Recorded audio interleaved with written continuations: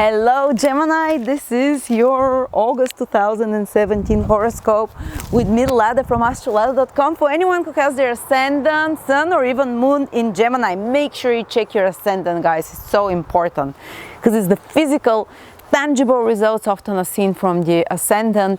The sun as well, to a lesser degree, sometimes equal degree as the ascendant as well. And the emotional impact of what's happening around, often the most impressionable, memorable thing is the prognosis for our moon, because we're emotional beings, you know. We're not just rational, intellectual beings. Okay, so what's happening, Gemini? It's eclipse season. Thanks God you're safe from that eclipse season. I mean, because when it happens exactly in your signs, it's very intense. And it can lead to great, fantastic things, those eclipses, but it can be a bit traumatic because of the crisis, the big redirection and derailing of the train that happens in a new direction during eclipses can be a bit shocking. But if you have something in Leo or Aquarius, say if your moon is in Leo or your sun is in Aquarius or ascendant in Aquarius, you might be also impacted in a big way. But anyway, generally for Gemini, let's see, how are those eclipses affecting you? The first eclipse is harmonious with Gemini. It's in the sign of Aquarius. It's the lunar eclipse on the 7th of August, and usually the effects of a lunar eclipse are felt for the next 40 days very intensely. And it's happening, it's a full moon, which means you come to some realization, to the completion of something, to the fulfillment of something, to the final, to the fullest it can grow, you know. And it's in regards to ninth house matters. For example, you might have some very important news in regards to university, in regards to pre-qualification. You might have some sudden realization and realization, okay, I need to pre-qualify, or I need to change my direction of university degree, or I need to learn some different higher knowledge of some sort. And because ninth house is pre-qualification, and it's our the goals that we have for the future. The ninth house is very much future-oriented house. What makes us wake up in the morning, what gives us meaning to wake up in the morning and to... Sorry, the dog. So you might have certain realizations that, okay, the path I've been walking on, maybe a mentor can tell it to you, maybe some sudden inspiration can come to you, but there might be a sudden and powerful realization in regards to what direction you want to point the arrow of your life for the future. Because, you know, the ninth house is like Sagittarius. The Sagittarius has a goal somewhere up there. That's why this is the house of what gives you meaning and purpose in life. What gives us meaning and purpose in life? To some faraway goal, or some meaning, something that, some belief system as well.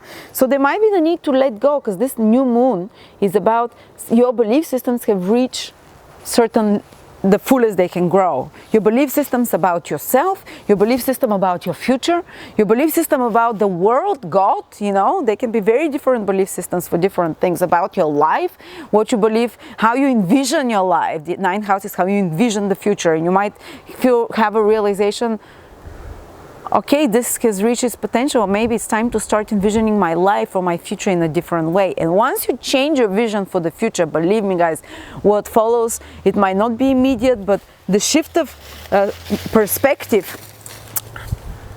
Oops, let me check if the sound is good, because the dog pulled this. Okay, it looks okay. So, the shift of perspective, which is the ninth house, the bigger vision, is what will make you shift your whole life and the vibration and the energy that you have. And the luck, the ninth house is the house of luck. Our luck is as big as how much we believe we deserve it, or as big as our vision for ourselves. If your vision is to, you know, to get the job of, you know, the next job position, okay, this is how much your luck will be. If your luck is to rule the world, well, if your vision is to be on top of the world and you really believe it, well, you're probably going to reach that. So something is shifting in your belief system, in your vision about the future, about yourself. Something comes to full realization and completion, and you're letting go, because this full moon is happening with the south node, which is about letting go, which is about releasing something. that is no longer necessary. So some belief system, some vision of the future, you're releasing it, guys. It's completed its work for you. It gives you results probably, but it's completed its work. On a mundane material level, it can be like the completion of some legal matter. Ninth house is legal matters, the completion of some the fruition and the results as well. Maybe you wanted to travel for a long time and finally you get the visa to travel, the opportunity to travel to faraway country, or the opportunity to go and study in some university, because full moon eclipse is still about giving results about something. But it's also leaving something behind, some kind of a vision and understanding about yourself, about life in some way. Okay, and then the full solar eclipse is happening in your third house, and it's with the North Node. It's on the 21st of August, Gemini. And the North Node eclipses, solar eclipses, are about new beginnings that bring gains. And it might not be immediate gains, but it might be gains that take a few years till you see, but it's something gainful, because Rahu is with the sun and the moon in this new eclipse, on this new moon eclipse. New moon eclipses are about some new beginning, powerful new beginning, which can be a bit shocking and surprising. And Rahu means you gain something in a material, tangible way. And the third house is skills, a new set of skills. And possibly this can be connected to you realizing, having changed some vision about yourself and about the future, the ninth house, and that you say, okay, now that I have a different vision about my future, about myself, about my goals, I need a different set of skills. And it can put you on a path to start something very new, very different, but this is something that your soul wants. And usually you feel those results of this solar eclipse over the next 6 months. So over the next 6 months after August, or from August, you might decide that you want to, that's it, you want to learn the piano, or you want to learn to operate, to drive a car, or to operate a machinery, or to use some software, or to get some different skill set that you don't have. And it's telling you, start experimenting. Don't just sit there on the fence philosophizing about the future, and just jump in with both feet, because Rahu is about getting actively involved in, and the new moon solar eclipse is about new beginnings. Don't just sit there and think, oh, maybe one day I'll do this. No, jump in and start experimenting.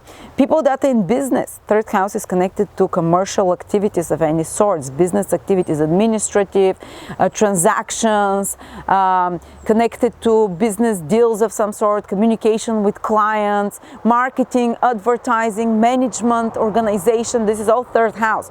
Writing, speaking, there might be some new important life project happening in your life in regards to such areas. You might, for example, decide that in a few months you want to do a speech and you start preparing, or you might decide that in a few that you want to that you start some new project in marketing or advertising, or you might start a new project, some big new beginning that will be gainful in regards to relocation as well. The third house is moving, big new beginning.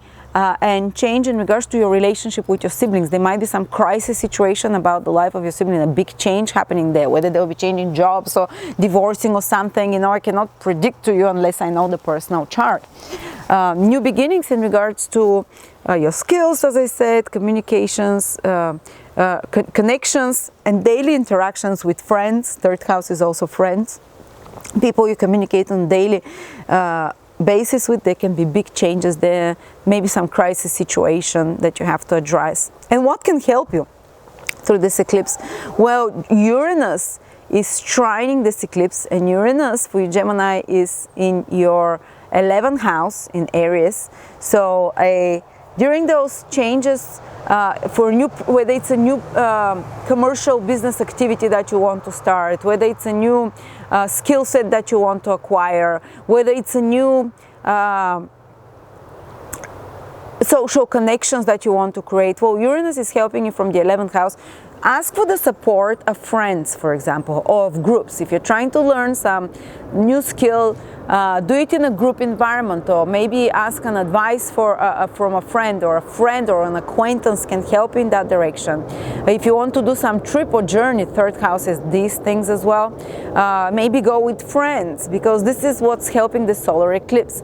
Maybe go with acquaintances, or maybe do it in a group with people. If you want to, if your siblings or relatives, third house, those siblings or relatives are having some crisis or some big change in their life, you can ask for support from your friends to help with that as well, or some kind of a group activity again, or look for support from like-minded people on the internet, for example. This is again like forums and stuff like that. They can be of help for you. Okay, so that's about the eclipses. As you see, they don't directly affect you in a powerful way, because they trigger houses that are not like, oh, your relationships will break up, or you'll get married, or something like that. But still, it's important areas. And then what you're gonna feel the most, Gemini, is that the planet that rules you, Mercury, is going retrograde. And it happens 3 times a year for you, but this time it goes retrograde in your 4th house, guys, in Virgo. So you'll notice yourself becoming much more focused, and it's the whole August and the whole September almost. Mercury will be in Virgo, so a big part of that time you'll be much more focused on details, you'll be much more focused on organization, even if you're usually distracted and messy, which is quite typical for Gemini often. Not in all cases, there are always exceptions, but now it's almost like your mind will be will become more focused on details, on organizing the information that you already have, on organizing your life, your office, in a practical, material way, making it more efficient. So this is a big thing for you, Gemini, because it's great actually for your planet to go retrograde in Virgo. It's a sign of exaltation, because you become more efficient, you become more focused, you can get a lot of work done. Virgo is the sign of work as well, especially practical work. Whether it's errands, whether it's cleaning around the house, whether it's fixing things, and it's in your 4th house, so possibly focus it on home, like renovate, edit, or change. Retrograde planet is about something you don't like that comes to the attention of you, that already exists but needs to be corrected, fixed in some way. So maybe fixing something around the home. They might lead to important conversations with loved ones, with family members as well. Something that you have not mentioned to them, that's been bugging you, and now you become more aware of it, so you have to talk it through.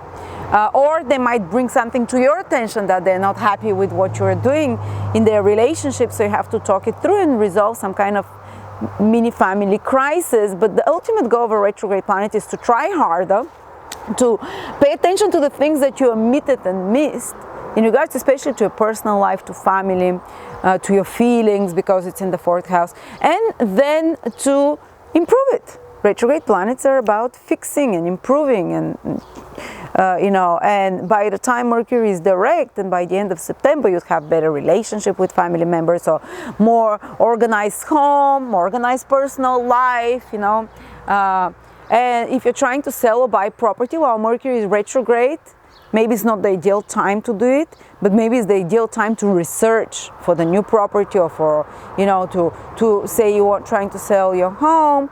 Mercury goes retrograde, well, that's the time where you need to put a few touches, paint it, this, that, so you make it look better.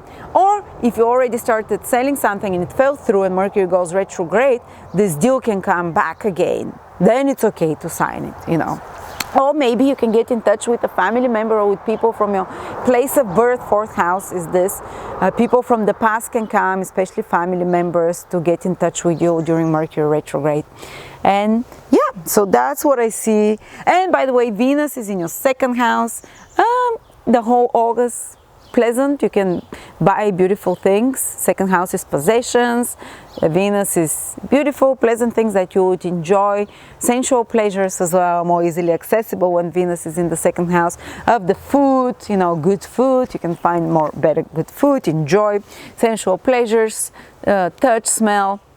And if you want to escape the busy stresses, you go to where Venus is transiting in your house, and it's transiting those sensual pleasures. So I'm not saying don't indulge around the eclipses. A few days before and after, you have to be more like you know, more self-disciplined not to allow negative energy.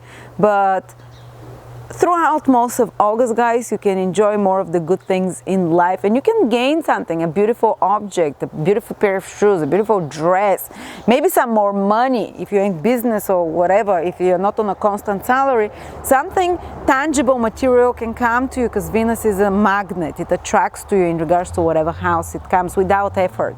So thank you so much, Gemini.